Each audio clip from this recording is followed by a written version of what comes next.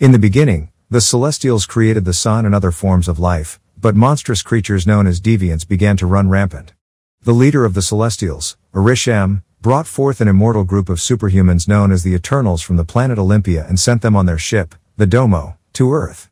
The Eternals awaken, with Arishem choosing Ayak to lead them. Icarus meets Circe as she sees Earth for the first time and says it's beautiful. They are joined by Athena, Kingo, Phastos, Druig, Sprite, Macquarie, and Gilgamesh. The Eternals arrive in Mesopotamia in the year 5000 BC. Deviants attack the humans on the land before the Eternals start to fight. Athena wields her spear, Kingo fires energy blasts from his hands, Macquarie uses her super speed to attack, and Sprite casts illusions. Druig also manipulates the minds of the inhabitants to try and fight.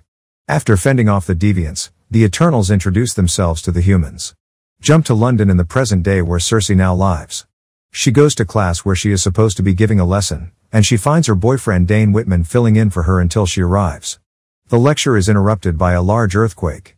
Circe has her students go for cover and uses her power to stop a large object falling off the wall from hurting a student. Circe later celebrates Dane's birthday with Sprite and a few others.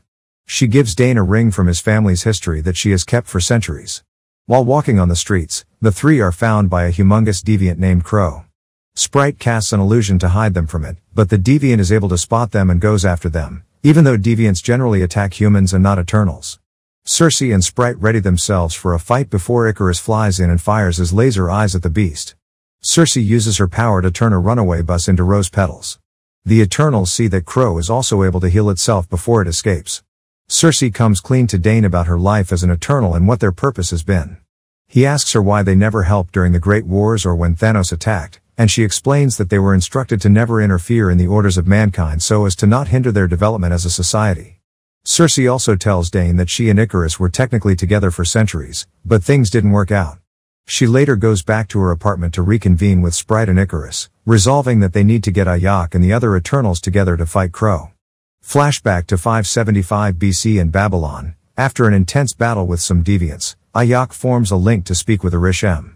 She expresses respect for his grand plan, but appears to have a slight objection as it pertains to the people of Earth.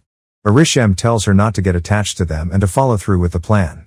Ayak goes back to the lair where Phastos is developing a steam engine to provide for mankind. The Eternals live among society openly, with Sprite using her powers to entertain children with stories that come to life through her illusions.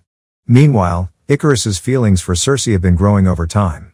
He admits his love to her, which she reciprocates.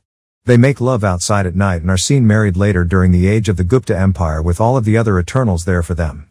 Back in the present, Circe, Sprite, and Icarus travel to South Dakota to Ayak's ranch, only to find her dead outside her home, killed by Crow. The three mourn their fallen leader, but when Circe approaches her body, the stone in Ayak's body that was bestowed to her by the Celestials attaches itself to Circe, meaning Ayak has chosen her as her successor. Circe briefly catches a glimpse of Arishem before she loses sight of him. Flashback, 1521 AD, Tenochtitlan. In the midst of a fierce battle, Athena finds herself overcome by Maud-Wairi, a result of her past memories collapsing in on themselves and driving her insane. She attacks her comrades and nearly kills them before they subdue her. Athena awakens with little memory of the incident. Although Ayak proposes that they go to the Domo and uses the available resources to help Athena, Macquarie argues that she wouldn't really even be Athena after the procedure due to it potentially erasing aspects of her as they already love her. Druig questions Ayak's leadership as he has long been angry that he cannot use his power to help mankind stop their battles, but knows he cannot intervene.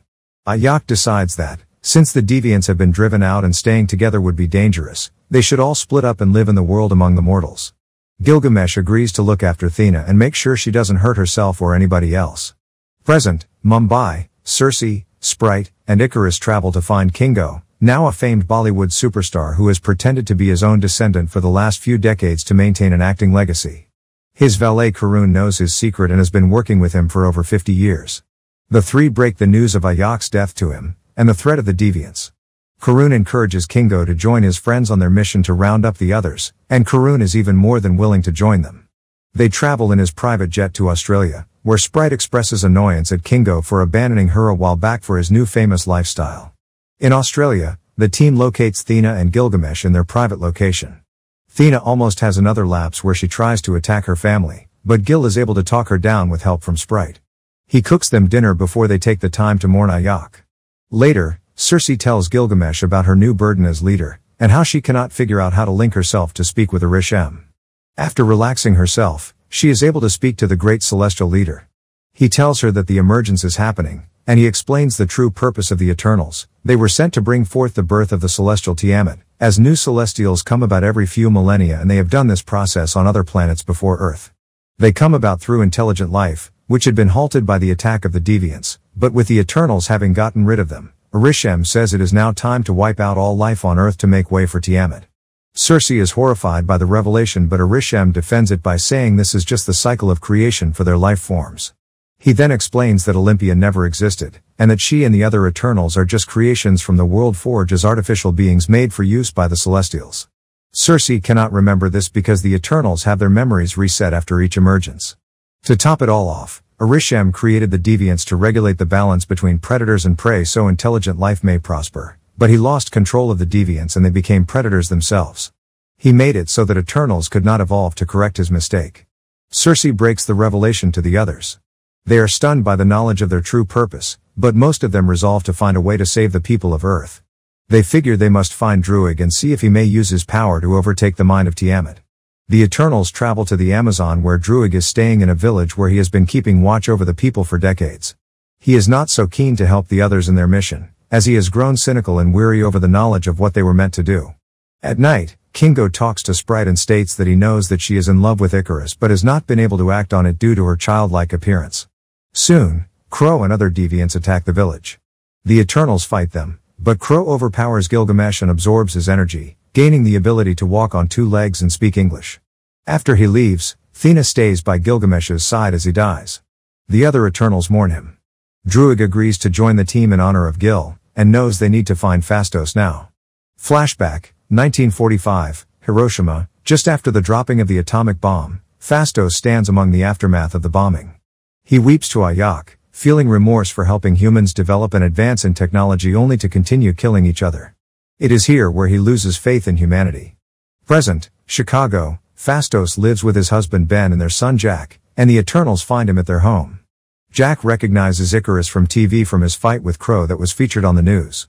Phastos is not willing to abandon his family for the sake of a dangerous mission, but Ben tells him to go through with it if it means that there will be a future for them and Jack together. The Eternals travel to Iraq, where they uncover the Domo, as well as Macquarie having lived among the locals. Phastos comes up with the idea of linking everyone's powers together through the Uni-Mind, which will allow them to transfer their powers so that Druig may mind control Tiamat.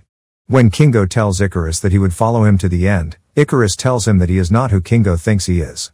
6 days earlier, we see Ayak having gone to visit Icarus to tell him about the emergence, and how the Avengers having brought everyone back to Earth after Thanos erased them brought about the energy needed for the deviants to come back. She has since begun to doubt their purpose and thinks they shouldn't go through with the mission because of how close they have become with the people of Earth.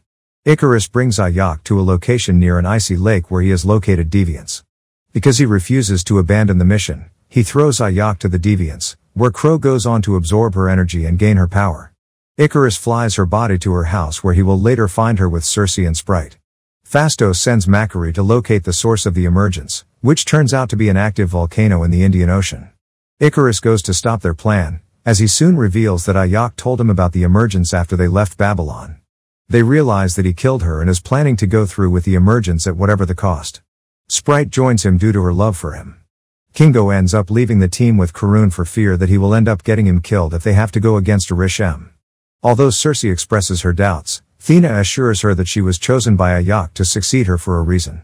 Phastos then offers to reprogram the stone in Circe from linking to Arishem to linking to all of them to form the Uni-Mind. The Eternals gather by the volcano and begin to battle Icarus. He seemingly kills Druig and fights the others just before Crow arrives to attack. Thena fights Crow, where he taunts her and nearly absorbs her life force until she slices him to pieces. Sprite attempts to take down Circe, but Druig emerges and knocks Sprite out. After they subdue Icarus, the Uni-Mind is activated and Circe takes on the combined powers of the other Eternals as Tiamat begins to emerge from the volcano. With her powers, Circe freezes Tiamat and causes it to remain as some kind of statue. Icarus frees himself, but he feels great remorse for his actions and chooses to fly himself directly into the sun. In the aftermath, Cersei understands Sprite's frustration with her life, so she uses the Uni-Mind to take away Sprite's immortality so that she may live a normal human life. The Eternals split up once again, with Thena joining Macquarie and Druig on the Domo as they go look for other Eternals, while Phastos returns to his family, Sprite lives as a human, and Kingo returns to his work, but they all maintain a firm love for one another. Cersei rejoins Dane, who tells her that his family history is more complicated than he realized. Suddenly, Arishem appears in the sky and summons Cersei, Kingo, and Phastos. He tells them that he knows that they failed his plan for the emergence, but chooses to spare them for now, and then disappears. Mid-credits, Thena, Macquarie, and Druig are struggling to find other Eternals, as well as their own friends who have vanished. They are then found by a troll named Pip and his employer, Eros/Starfa, brother of Thanos and fellow Eternal, who promises to help the other three in their mission. Post-credits, Dane is in his family home staring at the ebony blade, seeming hesitant to grab hold of it. Before he can make up his mind, an off-screen voice asks Dane if he really feels he is ready.